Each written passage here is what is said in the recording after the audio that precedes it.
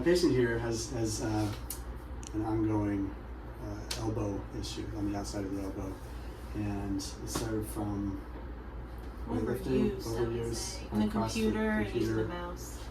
Okay. So both small overuse movements and maybe overhead movements of the weights. Yeah, Okay. it definitely Okay. got worse when I started to do more pull-ups and This way or more this way? weights. I think like this. Okay. Mm-hmm.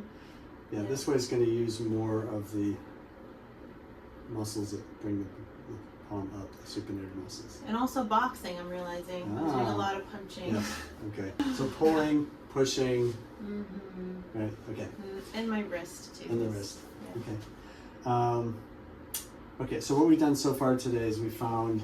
I looked at alignment. So this is a skeletal model, and so it's just going to show like what we did with palm. Yeah. So if you hold it here like this. It's called the radius because it's radial. It's sort of like a circle, and it was being pushed backward, and this part here called the ulna was being kind of pushed inward. So these are kind of misalignments, and so chiropractically, we did a adjustments to move those bones back in place. So we've already done that, and we also found the AC joint and the SC joint. This one is, attaches to the sternum. And the sternoclavicular joint, this is the clavicle.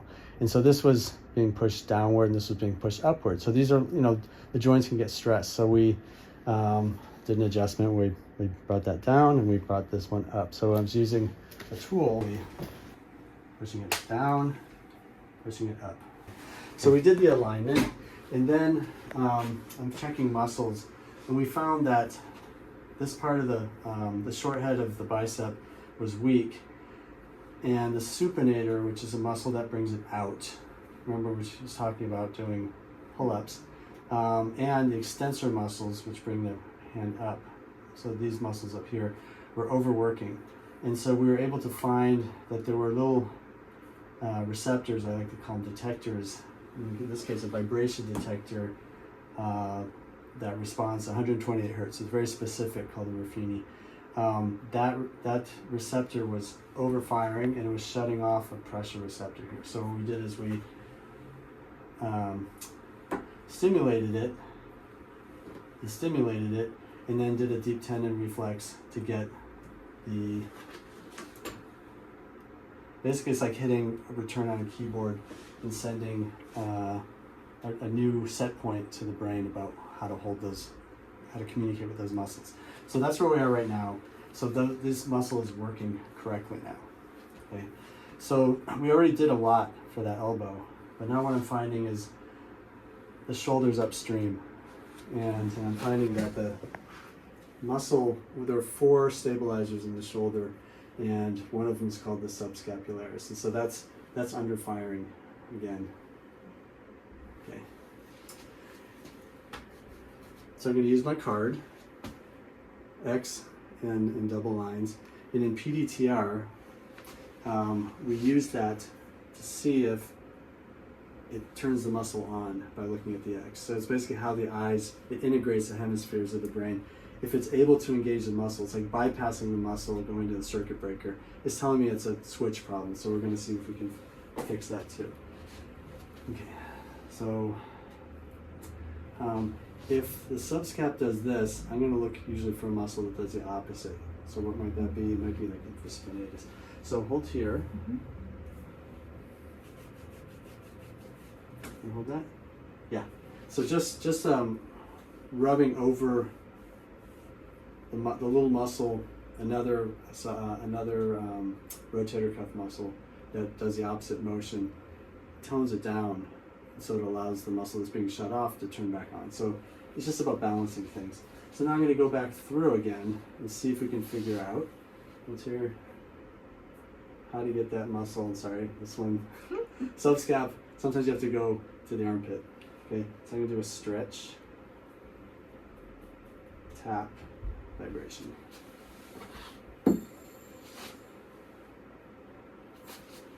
And I just need to find, again, which which switch it might be.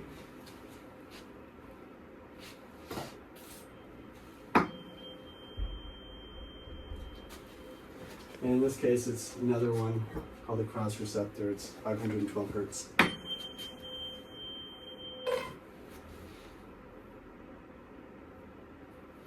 And so I just paired it with, there's always a secondary receptor that happens to be a pressure receptor. So I'm stimulating it, getting a good reflex. And then that should actually allow that muscle to work. So we know we're on the right track. Hold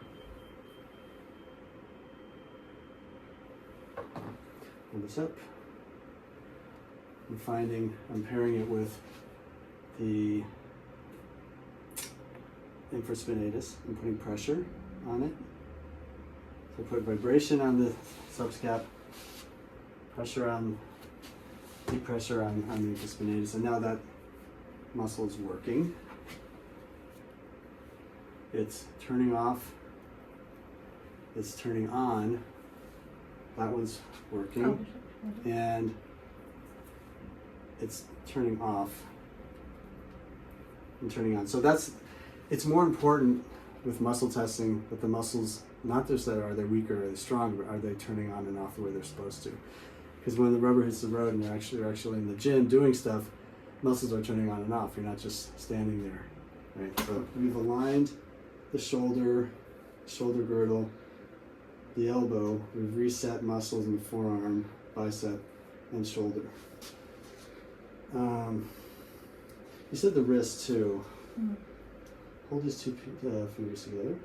Okay. Bend your wrist. Hold that. Okay. Bring it the other way. Hold these two together. Okay. And again. Bend your wrist. There it is. So in pronation and flexion, that's where the problem shows up. So it's telling me it might be a problem here. It might be a problem with the muscle that does this too. Okay. It's in that position. Okay. I'm going to go around the wrist itself and try to see if that makes a difference. No. That does. So there's something going on here. Okay. I feel it. Okay. Hold this down, don't push. Okay. It's good and strong, but again, in P-DTR, we want to ask does it shut off, and it doesn't. So again, we're back to the elbow. Okay. We fixed these supination and extension, but we need to fix pronation and flexion. So it's the other position here. So it's this muscle here. Hold here and only push. Hold this up again. Hold this out. Okay. Hold your fingers up till I push. Okay. Bend your fingers till I pull. Okay. Hold here. Hold here. So I'm just isolating different muscles. Now hold here till I push. There it is. Okay. So that's a little muscle in the wrist, deep in the wrist, called the pronator quadratus. And so it does this, but in different positions. So we have this one pronator, and then there's this one pronator teres. And so I think that they're working against each other. So again, I'm just going to tone that one down, literally like turning down the gain on the volume switch, and then hold that, and that allows that one to turn up. So we just figured out their connection. So again, hold here. I'm doing stretch, I'm doing tap. I'm just kind of seeing in that position what receptor is dysfunctional. It's probably vibration. A lot of this is very repetitive. It's just knowing what muscles to use.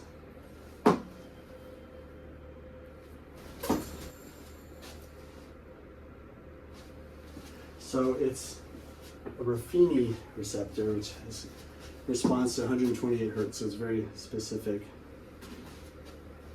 Yeah.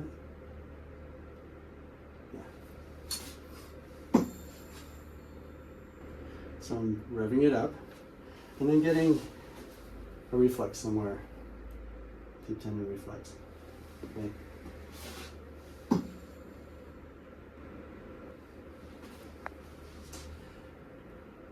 And then there's the other one, the other side. That's the pressure. So vibration, pressure, reset. Okay. The reset can be anywhere. It's just that's an easy one to get. Okay. So now we go back to here. Don't only push, and that's good. And turns off, and turns on. And then this one, let's do it without first. On that. Yeah, then turns off and turns on. So, so it's working. Okay. Now we can go in there then, you know, and do, you know, some like ART, active release work, or holding the muscle, the pronator teres. I think this one feels good. Yeah, You know, it's just kind of stretching that muscle. I tend not to do a lot of pin and stretch before resetting the muscle first, because I find that if I try to just stretch a muscle out, it's just going to flip from being too overfiring to too underfiring, or vice versa. So it doesn't fix it, it just kind of moves things around. Okay, this one too, now that it's set, you know, the pronator teres, it's always a really nice one to release, because what do we do all day when we type? Yeah. You're just using that muscle. It's like shortened all day.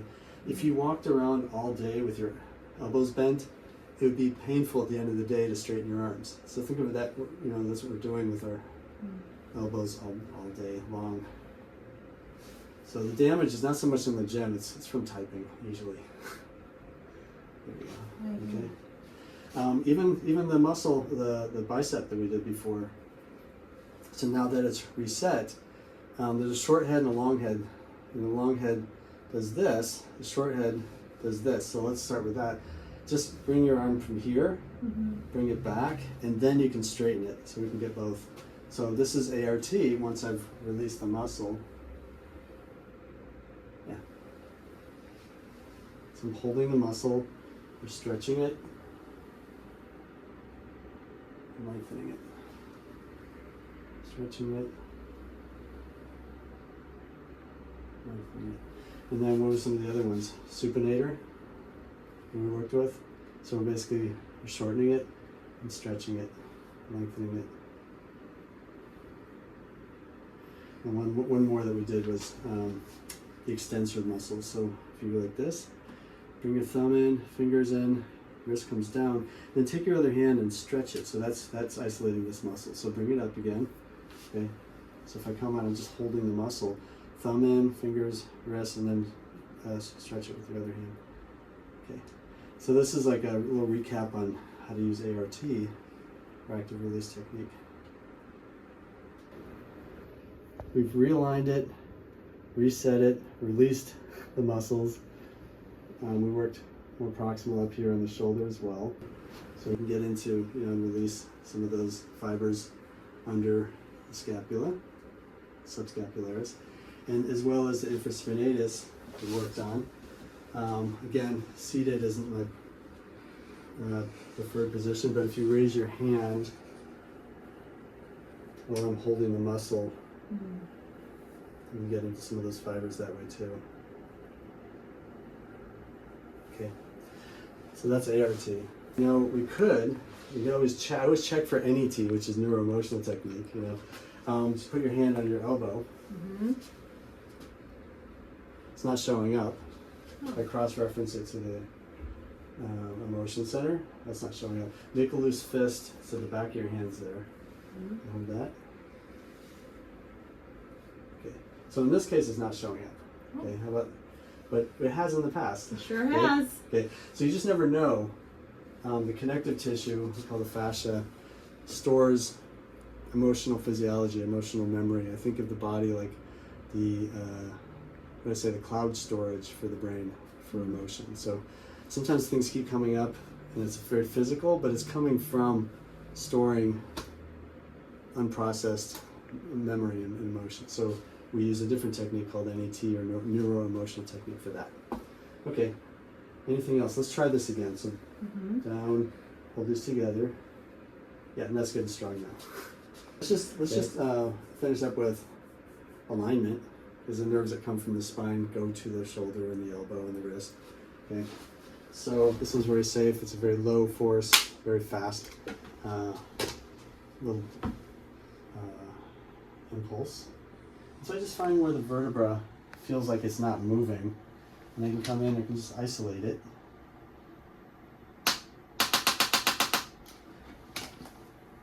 Just going to get a realignment of the neck that way. Okay, relax here. The other thing I can do,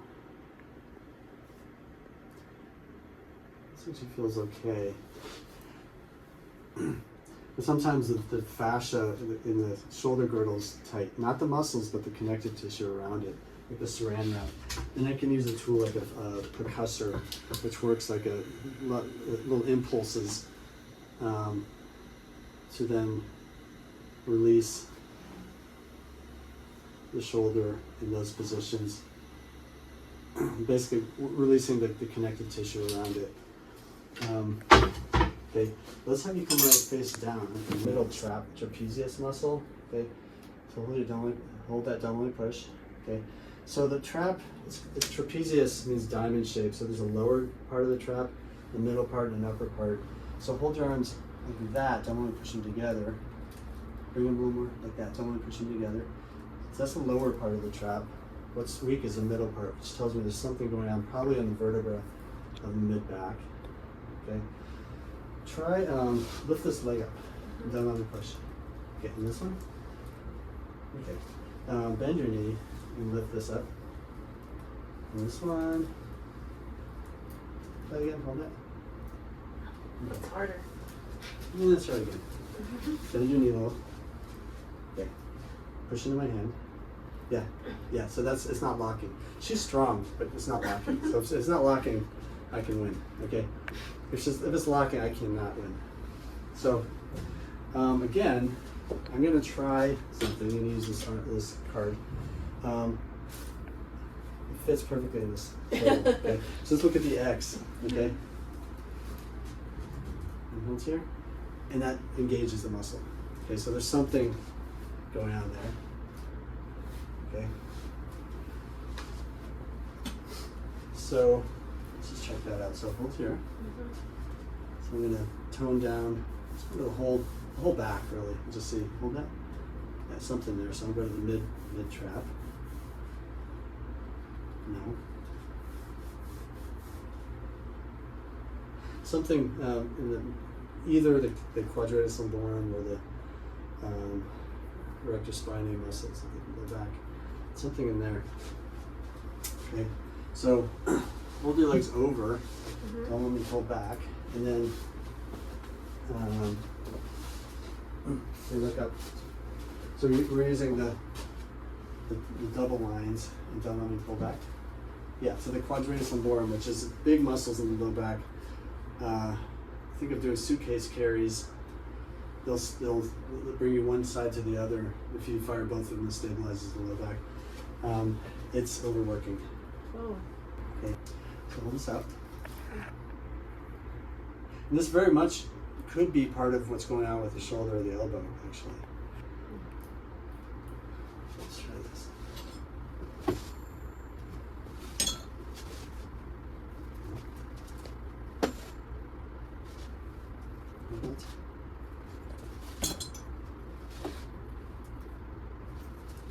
So I'm just trying different things. Is it vibration? It's not. Is it stretch? No. Is it tap? No. It could be deep pressure.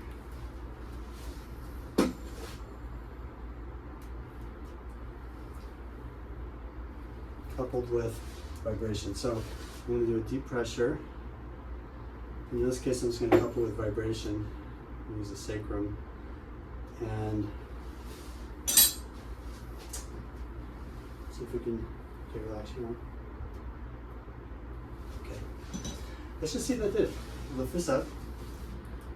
Don't let me push. Yeah, now the glute works. Okay. So I don't expect to, make it so that you can understand all this from a video, but just the concept that everything's fluid and we can work with the body. So she's going to look at those double lines again. Hold this up. It shuts off. Turns on. Okay, so we got that fixed. Right. I'm just going to come here. Hold here. I'm checking the alignment of the hip, sacrum, the low back, kind of into the mid back. Often I find the mid back locks up when there's a twist in the pelvis. Okay, you sit at the computer all day, especially if you ever cross one thigh over the other. But that's one cause. Okay, so I'm going to do a little adjustment in the mid back. Okay, take a breath in. Out. Okay. Good. So I did two things. One is adjusted the thoracic spine. We adjusted this part of the spine here. But I'm also using these wedges that's helping to unwind a twist that's in the pelvis. Okay. These, you hold that, and those are good and strong. Let's do one more thing. Come on your back. Going back to the shoulder or elbow. Hold your hands together. Push to the one side, push to the other. Okay, that's good. I find a lot of elbow stuff comes from the shoulder. A lot of shoulder stuff comes from the core. So I'm going to check that out. So bend your knees. Hold here, don't let me push. So that's rectus abdominis. Hold this over, don't let me push. Okay, that's obliques. And then draw your navel towards your spine and don't let me push. Okay, bring it to the left. Don't let me push. And draw your navel in. Okay, that's good. With any complaint, in this case, elbow, it usually doesn't stay there. Usually we take a tour of the body to kind of move all the related pieces together.